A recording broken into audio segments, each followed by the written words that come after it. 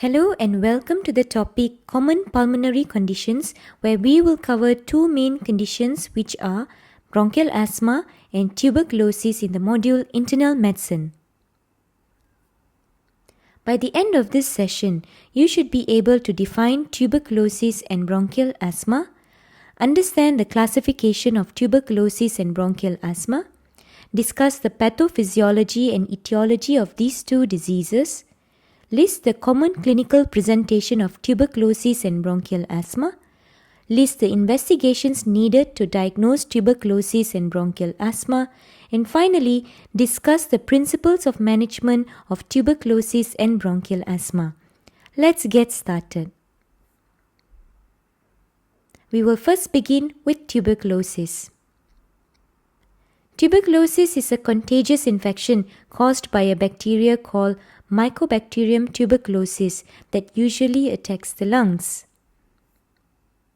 Tuberculosis can be classified according to its phase, which can further divide according to its location. There are two phases of tuberculosis. The first phase, which is the latent phase of TB. Here, the bacteria is in the body, but the immune system keeps them from spreading. The patients might not display any symptoms and is not contagious. The other phase is active tuberculosis phase. This is when the bacteria multiplies and causes sickness. At this stage, patients are infectious and can spread the disease to others. 90% of active cases in adults actually come from latent TB infections.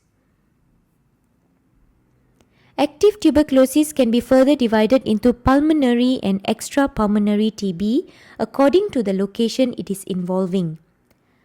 Pulmonary TB happens when the tuberculosis affects the lungs, and extrapulmonary TB occurs when TB affects other parts of the body besides the lungs. Examples are miliary TB, genitourinary TB, TB meningitis, TB peritonitis, TB pericarditis, TB lymphadenitis, and cutaneous TB.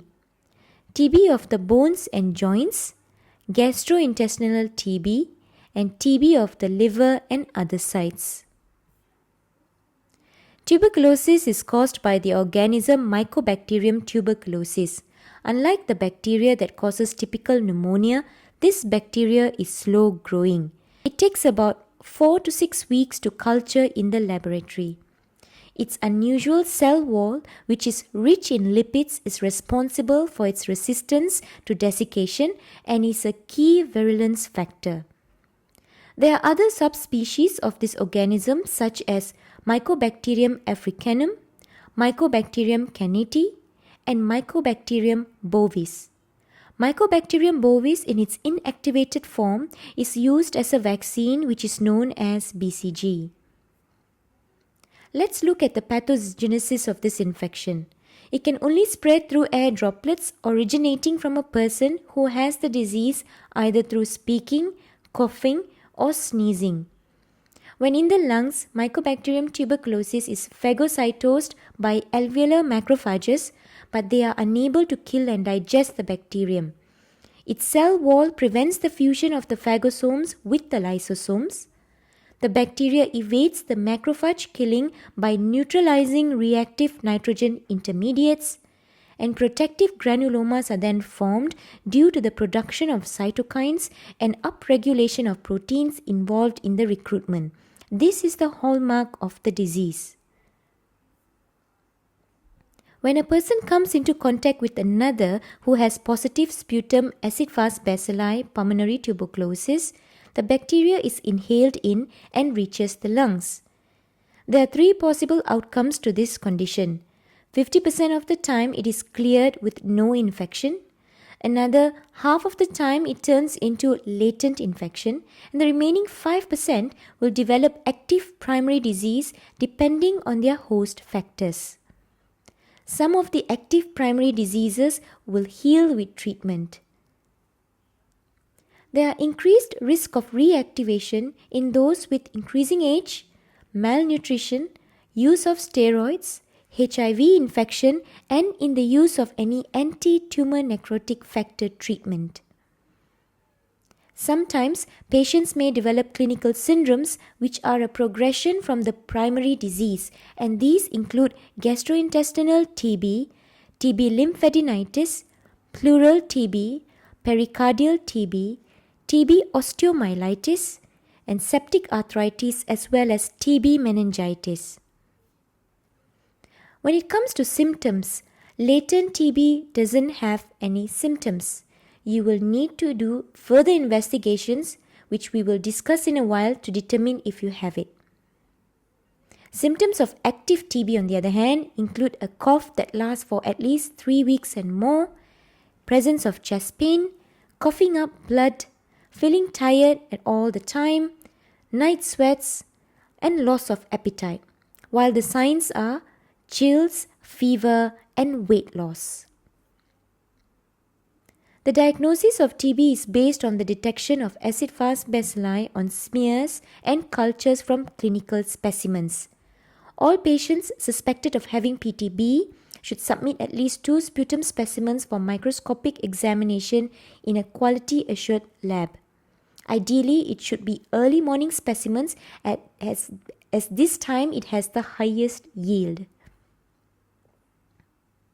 These techniques, while remaining an important baseline modality of investigations, they lack the desired sensitivity or they are sometimes time-consuming. Hence, the nucleic acid amplification tests for the detection of Mycobacterium tuberculosis are useful tools for rapid diagnosis of TB, both pulmonary and extrapulmonary TB. These tests are useful for the rapid screening of patients suspected of MDR TB. Latent TB is identified by immunological response to TB antigens. Example of tests include the tuberculin or MAN2 test and the interferon gamma radioassay test. Imaging investigations like a chest X-ray needs to be done in order to evaluate for positive pulmonary findings.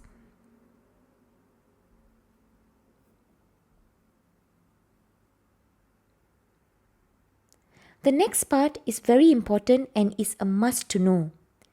Firstly, if possible or practical, you need to take a few physical measures. Isolate the patients with possible TB in a private room with negative pressure. The medical staff will need to wear high efficiency disposable masks sufficient to filter the bacillus. Patients are needed to continue being isolated until sputum smears are negative for 3 consecutive determinations. When it comes to treatment, TB infection requires a 6-month regimen consisting of 2 months of daily isoniazid, rifampicin, pyrazinamide, and either ethambutol or streptomycin, followed by 4 months of isoniazid and rifampicin for newly diagnosed PTB. For whatever kind of infection it is, it's important to educate patients to finish taking all their medications even when they feel better. If they quit too soon, the bacteria can become resistant to drugs. You will also need to ensure that you give patients regular follow-up dates to monitor their progress. Next, let's take a look at bronchial asthma. Asthma is a chronic inflammatory disease of the airways in the lungs which results in the narrowing of the airways. Asthma can be classified into atopic or extrinsic asthma. This is the type of asthma that is triggered by allergens like pollens, dust mites, animal dander, or food. Intrinsic asthma, which is the type of asthma that is not triggered by allergens. The causes are not well understood, but this is a more severe and persistent asthma that has later onset in life. And lastly, occupational asthma. This is an adult onset asthma where patients usually come in with a history of recently being exposed to a certain airborne substance. Now let's understand how asthma occurs. So the pathophysiology is complex, but it involves 3 main components: airway inflammation, intermittent airflow obstruction, and bronchial hyperresponsiveness. So asthma is usually mediated by immunoglobulin E and precipitated by an allergen. So sensitization occurs at first exposure, producing allergen-specific IgE antibodies that attach themselves to mast cells.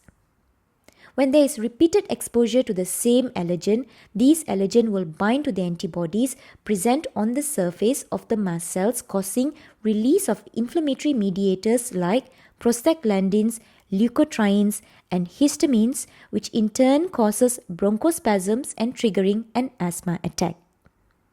If left untreated, there will be changes in the mucosa due to these mediators and such bronchoconstriction of smooth muscles, secretion of mucus, and inflammatory bronchial wall thickening. All these changes will then cause a narrowed, irregular airway as well as a turbulent and poor flow of air. This is another flow chart that again explains the pathophysiology of asthma. So there has to be an allergen exposure that then mediates an immunoglobulin E immune response.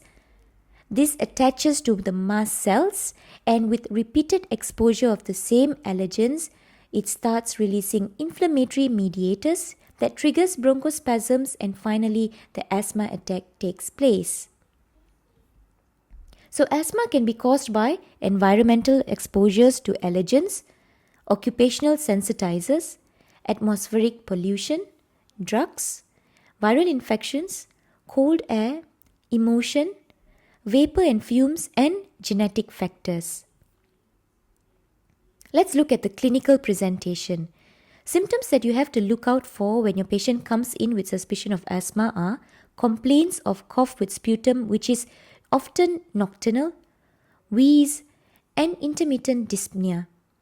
Signs that you would elicit would be tachypnea, an audible wheeze, hyperinflated chest, hyperresonant percussion note, and decreased air entry.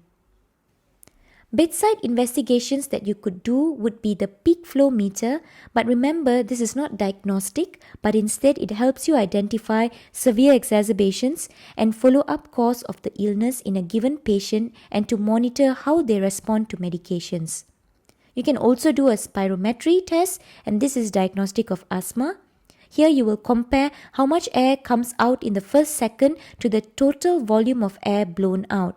Anything less than 70% indicates a significant airway obstruction. Now let's move on to the management. In acute exacerbation, the first thing you'll have to do is to give oxygen to the patient, but make sure it is not very high. Next, you will nebulize the patient with salbutamol and an antimuscarinic drug such as ipratropium bromide given every 3 to 5 hours alternatingly.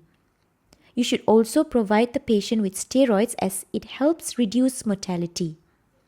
In cases of an acute severe exacerbation, immediately give the patient steroids, and if it is very severe, provide them with intravenous injections or continuous infusion of magnesium sulfate as a slow bolus over 10 to 20 minutes. For chronic management, we apply the GINA guidelines. You would need to administer rapid-acting beta-2 agonist as your first step. And if it's not controlled, you can continue your rapid-acting beta-2 agonist and select either a low-dose inhaled glucocorticoids or a leukotriene modifier.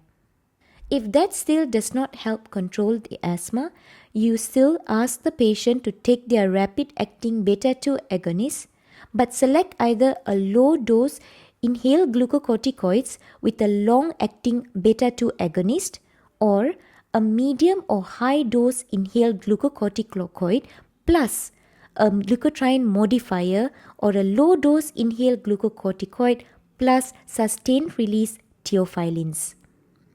If that doesn't work, we move on to the next step, which is by adding one or more of a medium or high-dose inhaled glucocorticoids plus a long-acting beta-2 agonist.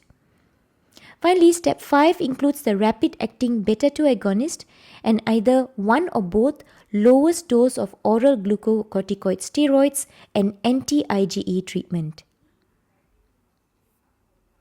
To summarize, the two conditions that we have covered today are tuberculosis and bronchial asthma. So tuberculosis is a contagious infection caused by a bacteria called Mycobacterium tuberculosis that usually attacks the lungs. As you have seen, it can be classified into its phases, which you can divide it based on the latent and the active phase. It is important to understand both the etiology and pathophysiology of tuberculosis so it can help you with understanding the management. Clinical presentations as such, signs and symptoms, as well as lab and imaging studies aid in the decision of treatment, which usually takes 6 months of anti-tuberculous regimen. Then we looked at bronchial asthma, which is a chronic inflammatory disease of the airways in the lungs, which eventually leads to narrowing of the airways.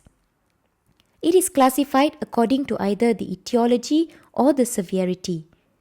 Clinical presentations and bedside investigations are crucial to determine the severity of the disease as well as to monitor the disease progression. Treatment differs in acute exacerbations and chronic disease, but remember the use of beta-2 agonist is key in asthma. We have come to the end of this session. We hope this session was insightful. Thank you.